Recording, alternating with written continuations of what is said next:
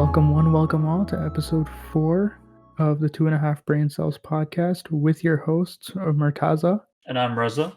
And on this week, we're going to be talking about Wall Street bets, investing as a whole, the whole controversy around GameStop. We're going to get into that. Tesla Plaid Edition, Tesla's new model they just came out with. Everyone's eyeing fancy new car for themselves. And our movie review / series review this week will be on Peaky Blinders. So stay tuned for that. Stay tuned for that at the end. All right, then. All right. So let's kick this episode off with the Wall Street bets topic. Yep. All right. So Wall Street bets and investing. Now, since I'm I'm a little bit more of a greenhorn when it comes to investing, we're going to leave more of the technical stuff to you. But because of the whole controversy of GameStop, I've finally gotten into investing. I've been holding off for a very long time. And I think it's a really good move. Obviously, as everyone in investing already knows, you don't make money. You don't make much money having the money lying around in your bank account or your savings, right? So exactly, yeah. So like, even if you do put your money into savings, you do earn some sort of interest, but it is very low. Which is, yeah. I mean, depends on how much money you have in there. That's how much percentage you gain. But this is a disclaimer: we're not providing any advice. We are not Professional providing advice. Yeah. we're not providing any professional investing advice because we're not qualified for that. So Exactly. everything you do, you're doing at your own risk. Exactly. I mean, okay, you're taking advice. If you're taking advice from 2 university students, then you're already pretty flawed in your thinking. So Okay, hold up. You take don't what have we to say with this. insult our viewers. All right. Well, I'm not attacking them. I'm just saying we're well versed in a lot of subjects, but we're not financial experts, guys. Come on now. That's not our stomping ground right now, right? So I'm just spitting facts, I would say. So what the whole thing, how it started is that there's a page on Reddit called WallStreetBets, a community, sorry. And someone in that community, they realized that hedge funds were doing this thing called shorting certain companies, which shorting is like you borrow something or you borrow a stock. Okay, you don't buy it. You borrow that stock, and then you sell it. Okay, for a higher value than what it originally was. And then when its value dips again, you buy it back up, and in that moment, you earn a profit, and then once you have that stock back, you give it back to the original owner. The original owner has their stock back, and you've gained a profit. So it's a win-win situation. But in doing so, it hurts a lot of time retail investors, which are just regular people investing their money into the stock market who have no relation to hedge funds. So to mess with the hedge funds, they Wall Street Bets started a massive buy for certain stocks, which increased their price a lot. Like they skyrocketed, specifically GameStop stock. And in doing so, it lost hedge funds billions of dollars. Because at one point they were forced to buy back the stock at a much higher price than what they were originally paying for. Yeah. I just want to cut in here before you continue. Just to give a little more credit to Reddit, because I'm a bit of a Redditor myself. I help out people on there in the Hack Dutch community and whatnot. So the original user, I don't want to say his actual name because it's just a little bit of a censored word, but he was the one that started this entire movement. And the biggest, just to phrase it a little bit more loosely, he essentially got all these strangers on the internet to rally behind him, because what he found out was that this venture capitalist firm, specifically called Melvin Capital, they were the ones that were shorting GameStop stock, and they're a hedge fund. They obviously they're worth over $1 billion, so they can do that, and they're professional with it, whatnot, right?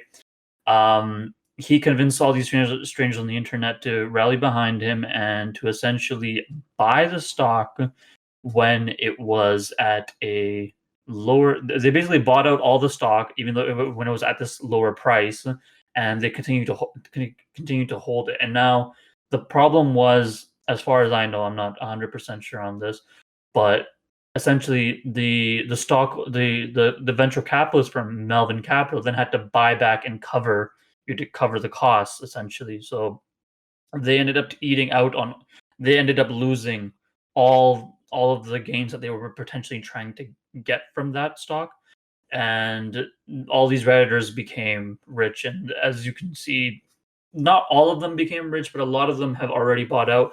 As of this recording on Tuesday, February the 2nd, GME actually has fallen a lot. As of right now, it is at $98 so a share. So that's actually a very, very low margin compared to what it was just a few days ago. I believe it was over $400 just a few days ago. It So was, just but at one point, Robinhood, which is one of the most, or it was one of the most popular trading applications in America, and I think across the world too, they actually stopped the trading on certain stocks, and that caused the prices of these stocks to fall significantly. Um, and now for there's the this most part, controversy. I just want to sorry to cut in again. Just this yeah, no controversy worries. about Robinhood. The reasoning why they actually stopped people buying GME, and actually some people even reported that their GME stock had already been sold back, so they had it sold off even though they didn't want to sell it off. The controversy is that Melvin Capital actually they're owned by another hedge fund. Now that hedge fund, they have significant investments inside of Robinhood. So Robinhood's personal interests, supposedly, this is not incriminating. I'm just NDA, non-disclosure. This is what I've heard, and I don't know if it's 100% true, but essentially people are suspecting, and it's almost clear as day, that Robinhood essentially stopped the trading and sold off some of the people's GME stock because they were in cahoots with this bigger hedge fund that owned Melvin Capital. Melvin Capital went bankrupt to the point that they had to be bailed out by other hedge funds. So this is the degree to which the internet basically found out the hedge fund's game, and they beat them at their own game for once. And if anyone thinks they've heard of Melvin Capital before, you probably have. Um, they were actually mentioned, or more than mentioned, I believe, um, in a certain movie called The Big Short, which was about the 2008 financial crisis. Um, Hmm. and it was a Hmm. pretty big movie. I didn't The watch I it, believe but yeah, the Melvin Capital, um, I believe it was represented by Christian Bale. I see. I see. Yeah, Uh, yeah. So the hedge fund genius. This is a Forbes headline, by the way, from the 26th of January. The hedge fund genius who started GameStop's 4,800% rally now calls it unnatural, insane, and dangerous. And this was Dr. Michael Burry, the hedge fund investor, and he was dramatized by Christian Bale in The Big Short. Just putting that out there. dang. Hmm. And if you guys Well, want to sorry. invest, we do recommend that you do your own research and you are comfortable with whatever money you're putting in. Don't do anything that you can't afford to lose. Don't put anything in you can't afford to lose because it is quite volatile and there is always the chance that you will lose You will everything. lose everything. Yeah. So, because I feel like it's a very common trend. People associate. Not everyone wants to be an investor, or they leave it to the professionals, so to speak. because they don't know how it works, and it's very intimidating with all these numbers and whatnot. I mean, like right now, I'm very intimidated about half this stuff. So I probably won't even look into properly learning how to invest post grad, but it is definitely one of the ways that you can secure money on the side without actually having to do like a lot of like labor intensive or like time, well, not time intensive. It probably will take a lot of time to learn correctly and whatnot, but it's never too late to learn about how money works and how to make money and how to make money work for you. So yeah, just be educated before you take your bets. Never ever put more than no, never bite off more than you can chew.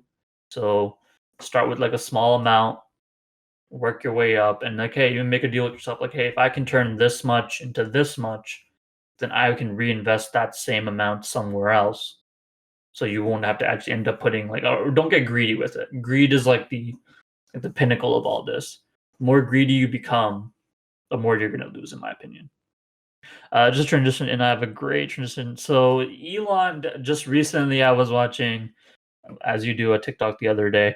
So there was a TikTok about this guy that was so Elon hopped onto a call with the founder of Robinhood, and he was basically putting him on blast as to why it looked really shady as to how Robinhood was the one that stopped the trading of GME, and it was funny. So good guy Elon, and I feel like that's a great transition into our next point, the Yeah, Tesla Plaid edition.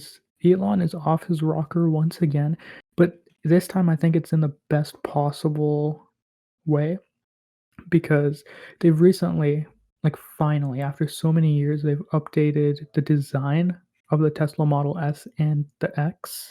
Because, like, Yeah. certain car manufacturers, they update the design every 4 or 5 years. I think it's been about it's been over 5 years at this point since the design of these two models was updated. And now they have two editions or two different Ooh. tiers for these cars, the Plaid and the Plaid Plus, which are performance editions, and they can Ooh. do 0 to 60 in less than 2 seconds, which is I hear it's absolute 2.1 or 0 to 100 in 2.1. Never mind. 0 to 100 in 2.1 seconds for the Plaid edition, less than 2.1 seconds for the Plaid Plus edition, but I think 60 miles is about 98 kilometers. So because of that, Uh, it is a little different. These can also apparently do the quarter mile in less than 9 seconds, which is absolutely insane because you need incredible acceleration for that. Currently, the fastest production car to ever do the quarter mile is actually also another American car, just like Tesla's American. Do you wanna take a guess, without is Googling it it? is it the Taycan? No, that's Porsche, and that's German. Oh, okay. I wouldn't know. You wanna Maybe take is it like another a guess? Ford one? Is it a Ford one? I don't know. No, it's not Ford. It's pure American muscle. The Dodge Challenger SRT Demon. What? It did What? the quarter They have mile an in EV? What? No, it's not an EV. Oh, No, I'm not okay. saying EVs, I'm just saying the fastest quarter mile car. Oh, okay. Never mind. Sorry, go on. So 9.65 seconds, which is the fastest so far, and Tesla's claiming that they can do it in less than 9. That's ridiculous. That that is ridiculous.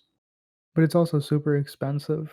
Like, it starts off at $190,000 Canadian for the Plaid Plus edition, which is, the What about fastest the one you want. what, what about the regular Plaid Model S? Let's see. Plaid I'm on the web. regular Model S is 160,000 Canadian, which converted currently Uh, is about 125,000 US. uh. Well, I guess it depends on your upgrades as well. Purchase Yeah, but price, potential it's savings. it's still quite an expensive sedan. It's a luxury 120. car. Well, yeah, I mean, you're not under 19K USD per cat. Yeah, so about 150,000 Canadian rubles, as they would say. What's a Canadian ruble, my guy? It's just a joke. I'm just making fun of the name dollar. It's just a meme. Dollars, okay? Not to confuse you. Jeez. All right. Anyway, my point being, can we talk a little bit more about the interior design? Because I feel like it's that second screen, Yeah, go for it. genius. So Mm. just from me googling, I can. This is just me on their website and their product page. So I haven't looked too much into the original, so I can't speak on that. But as far as I know, the second screen was not there. So now your Yeah, no, kids or whoever wants to, that's definitely new. But as yeah, MKBHD said in his video, like if you're looking at it for an extended period of time, it might just start to hurt your neck because it's at the yeah, bottom.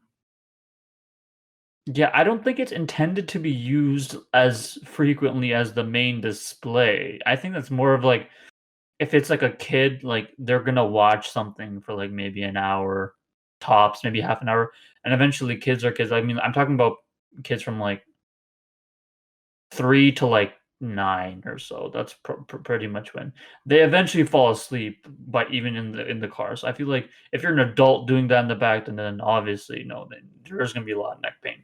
So just demographic-wise, I would say its intended audience is probably for kids based on the location, in my Or opinion. or on the other hand, it really adds extra control for the people at the back. So, like, your seat controls, your ventilation controls, because 'cause I'm pretty sure Tesla has it as different for the front and the back. Yeah, so The they could screen probably would get really make it access. easier. Exactly. For that, the Right, positioning you're seems right. completely okay.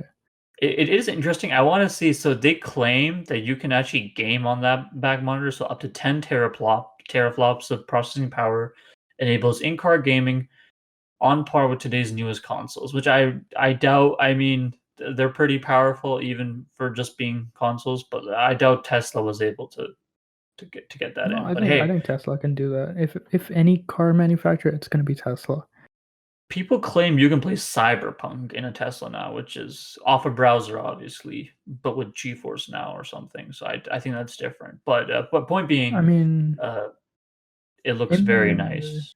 it does look Yeah. very nice, but in their, like, promotional pictures, it shows on the larger screen, it shows The Witcher 3, um, it shows Fallout, Yeah, I shows a see couple other Fallout there. on the screen, Yeah, I don't know those other games. What is that? Yeah, I which don't. is but also this screen looks a lot bigger than the original one, in my opinion, which is really good.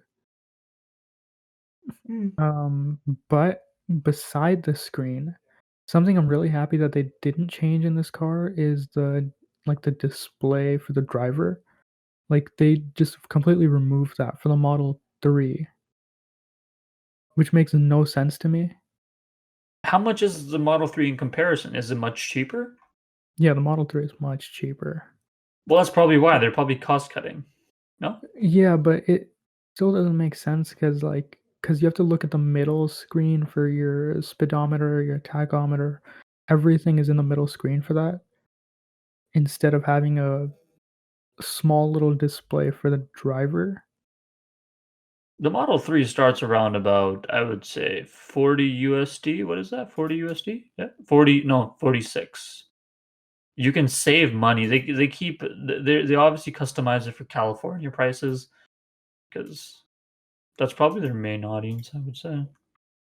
But it's a Probably. worldwide brand now, so It is, it's yeah, kind one of of their weird. biggest factories is in China. Yeah, their new Gigafactories. Yeah, so that goes to about 60K Canadian. That's So still that's not a Model bad. 3. That's not bad considering the car. But I do see, yeah, I would assume it's just cost cutting. The monitor does look bigger. I agree with you there because the Model 3 one looks tiny in comparison to the one the Model S Plaid has. But But, also, aside from that, the steering wheel looks like something, like, out of F1, sorta like a oh no, you can change it to Canadian and actually see the prices. I'm dumb. Never mind. Yeah, so it starts at about 52.99. Yeah. that's not bad. 52.9 for the original rear-wheel drive. Now, if you wanna go bougie, you're looking at the highest paid one for the Model 3 at about 74. 0.99. Now, if we go, I'm just curious as the prices. You can continue. I'm just gonna look at the prices a bit more. Are you an aspiring Tesla enthusiast? Would you like to own a Tesla in the future? I would love to I've own a asked Tesla. I've asked my friend this in the past, one of my closest friends, and he's always been like very insistent that it's too much hype for him and that it's actually not that great of a car. So, I would yeah, love to own a Tesla, but depending on, you know, it depends. There's a lot of factors going into it. Is it my dream such as car? yeah, that Definitely would be my not. question. Yeah, so what is your dream car then? My dream car That's a better question. Yeah, from what is your from dream the car? very beginning, I have always wanted to own a Ferrari. A Ferrari. A Where are you Ferrari. gonna get 250 plus K lying around? Oh wait, No, no, the I screen looks can smaller here. What? This is weird. Okay. I'm getting a little bit suspect. Is this just the regular S? Oh wait, never mind. That's probably the regular S. Never mind. Never mind. Oh what? I mean, Okay, no, I could I'm getting confused. I think the screen is the same size, potentially. They just make it look bigger in their infomercial, but if you go to the product page when you're about to check out, it's, I would say, on par with the Model 3, the main screen, but they do have my concern is the steering wheel. Why do you think they made the steering wheel like that? I think they made a steering wheel like that just for pure aesthetic purposes. That kind of steering wheel is a performance steering wheel used in like that shape is used in racing, specifically like European racing, F1 cars and whatnot. And the thing is, they make very sharp turns. Like they're not, making a full U-turn for the most part. They're not going slow on regular roads. Those guys are going hundreds of kilometers an hour. Um, and for that purpose, it makes sense. But for this, I think it's just purely aesthetic. It probably, they probably passed safety tests and everything. That's why it got approved in the car. Other than that, I think he's off his rocker just a little bit. Mm, mm, mm, mm, mm, mm, mm, mm. But it's cool though. Like it looks cool. And once people start using it, they'll probably get used to it after a little bit. It's just gonna take a little bit of time. There's gonna be a bit of a learning curve there. Yeah, no, I feel like if you were my concern with that size is that if you're driving like a regular car and you get this fancy new Tesla with this U steering wheel, I feel like aren't you going to be potentially well, you're probably going to adapt before you go on the road with this. I would feel like it's a bit more of a learning curve with that U steering wheel, and you're not used to having the top. Because I'm one of those drivers that like I hold the top rather than the bottom. Yeah, I think it's Is that just like how weird? comfortable you are.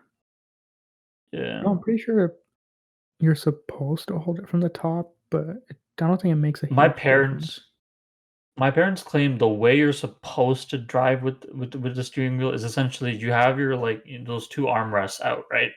And then to avoid fatigue in your arms, supposed to rest your elbows on the bottom and then hold the bottom of the steering wheel and then drive like that. And that's the way my dad also drives. But I think that just might be because he doesn't lift his hand up as often. But when I drive, I'm holding like the top of the steering wheel. Like, Yeah, I usually hold the yeah. top of the steering wheel too. Yeah, I think it's probably just a case of thing. Preference. Wait, hold up. What's your dream car? Like, mine is a What's Ferrari. my What's dream? yours? Um, oh, sorry. I'm not much of a car guy, but if I were to take a car, if it wasn't a Tesla, I would probably take. Uh, no, Lamborghini's too flashy. I haven't given much thought to this, frankly. I'm more of a practical and like functional type of person. Like if the car can suit my needs and it's extremely functional for my everyday use, then that's the car I would get. And as of right now, it probably is the Tesla. But in the future, if I had ascertained a Tesla, I would probably go for like say a Porsche or yeah, probably a Porsche. Probably a Porsche. Nice. Nice, nice, Yeah. nice. I mean, they're definitely good cars. I As I far as don't I've like a seen, car Porsches are being like reliable. as Yeah, I don't like having a car being, like, really, really flashy. Like, I want it to be, like, sleek, but, like, low key. Like, it looks like it's not that great of a car, or it doesn't catch as much attention. Well, There's so supposedly it many probably will, Porsches but like that. No, they're like you could get like a yeah. family. You could get a sedan for a Porsche. Yeah, Or like I a guess Porsche it just depends SUV. on the type. Like, if it's a flashy car, then I would we're talking about like, a completely different car, but I'm more of, like, a functional, laid back, like, low key, but, like yeah, I don't even care that's about my the preference. flashiness. I just want a fast car. Like I know I also I'm a fanboy for Ferrari, always have been, always will be. But that speed that you get with a Ferrari, that engine roar, that feeling, absolutely amazing. That's it. Oh, you like the speed aspect of it. Oh, I Oh, I see. love the speed. But I also love the design of Ferrari. I think like Lambo is way too angular. Something like Bugatti is way too round. I love Hmm, American muscle cars, but except for the Mustang, I genuinely don't like the Mustang aside from like the '60s models. Mustang from the '60s. Let me just see that.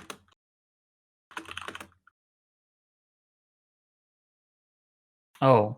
Oh, wait, you like the '60s models or you don't like them? I love the '60s Mustangs. Yeah, it does look very It's amazing, bro. It's a classic American beauty. yeah, it doesn't even look that outdated even, that's the thing. Like, it looks like it could fit in. Although it's probably, like, weighs a ton because It weighs a engines ton. back then Not the safest or the most reliable. Also, gas guzzler. Like these are not gas friendly at efficient all. at all. Yeah. Yeah. Yeah. Anyway, speaking of which, you wanna transition over to our last point? I actually have an amazing transition for that. Alright. So, speaking of cars, right? Bugatti Yeah. is one of the like top of the top, right? Yeah. And it's a French car. For those who don't know, it's not Italian. It's French. Oh, And yeah, um, and it was actually released. Like Bugatti started making cars. they only have 300 employees. Wow. Yeah, oh yeah, Bugatti makes very, very minimal cars. And like every piece is like handcrafted and stuff. Very, very custom, yeah. It looks they only have about 300 employees, and it appears as if they only turn out maybe, like, 76 set to about 80 vehicles a year. It says here they were founded in December 22nd of 98, 1998. Interesting. 19 that's wrong. Oh, really? I'm pretty sure that's wrong because uh the Bugattis, right? If you go on Bugatti's website, it says, and I quote, in 1901, Bugatti exhibited the first of his own cars at an international exhibition in Milan. That was 1901. It's probably their modern brand. Maybe someone reworded it as, like, their modern look. Probably because at one point, Yeah. um, Volkswagen bought History. Bugatti, and I think they Yeah, still own they're them. yep, Volkswagen owns them now. Yeah. But in like the oldest Bugatti I've ever seen, I don't know the specific model, but it was in Peaky Blinders.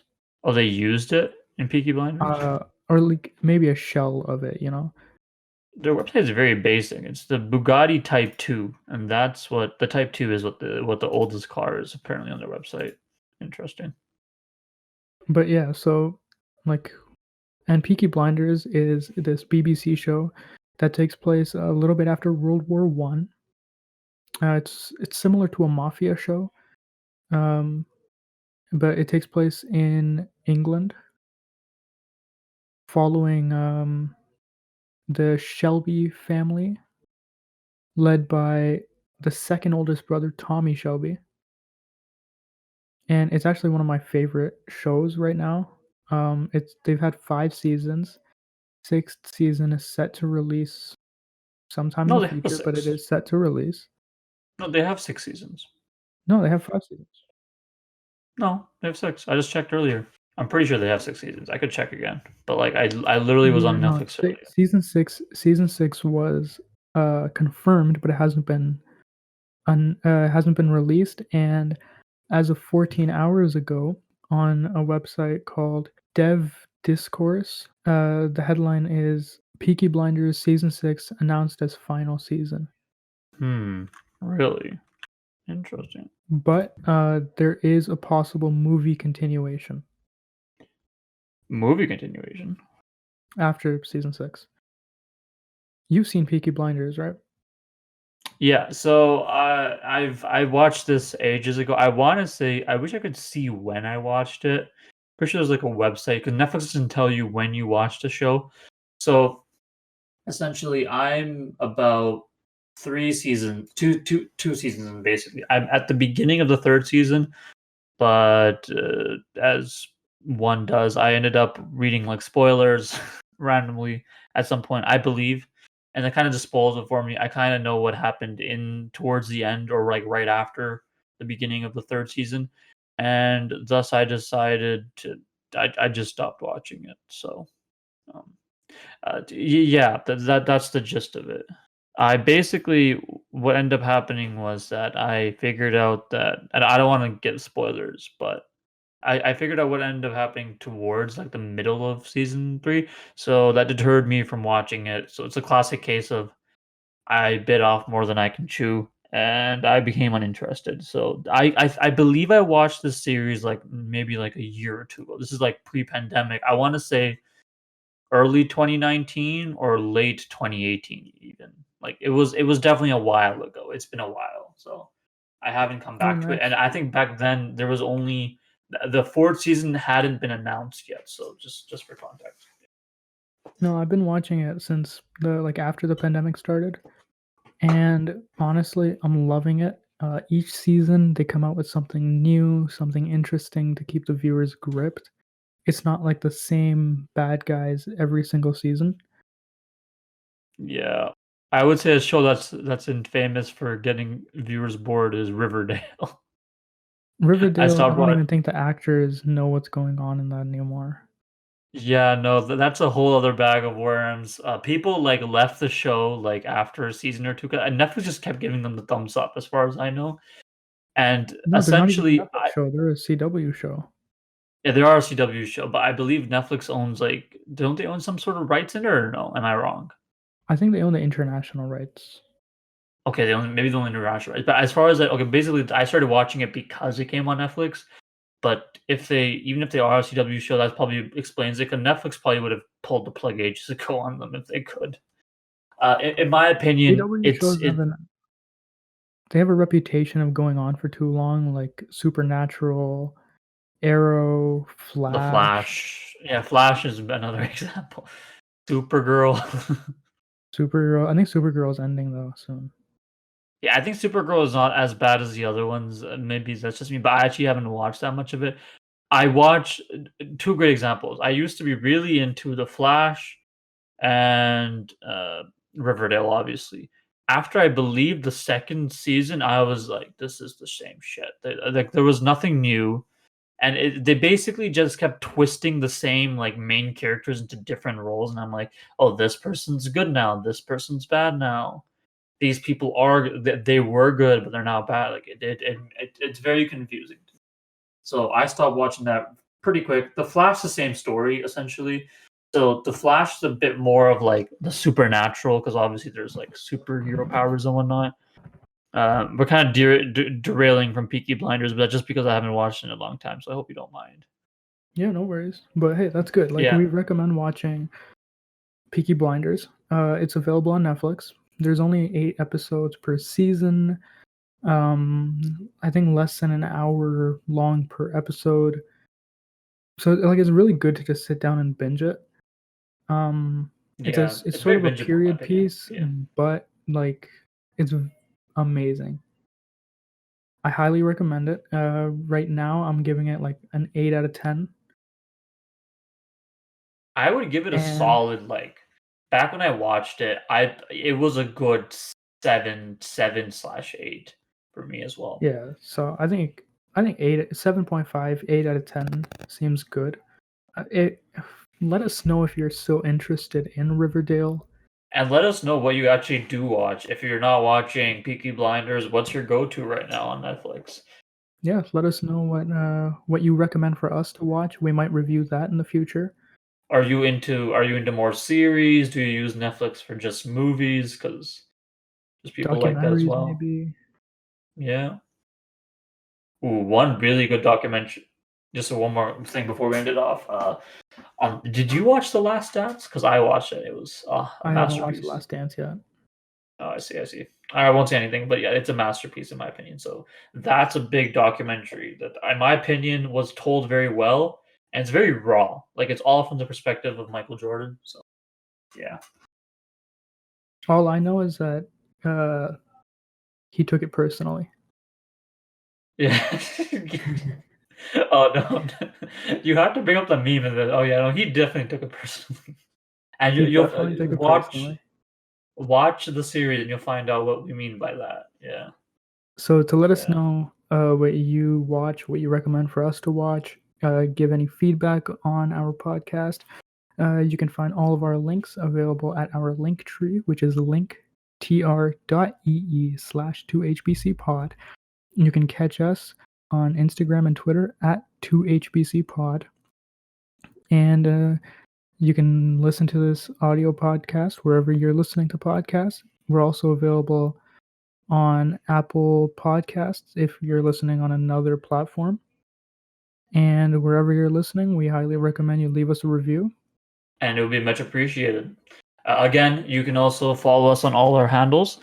You can email us and reach out to us at our email at 2hbcpod@gmail.com for any sponsorship or inquiries you might have. Or hey, if any feedback you want to give on what we should talk about next on the movie review or anything and everything else in between.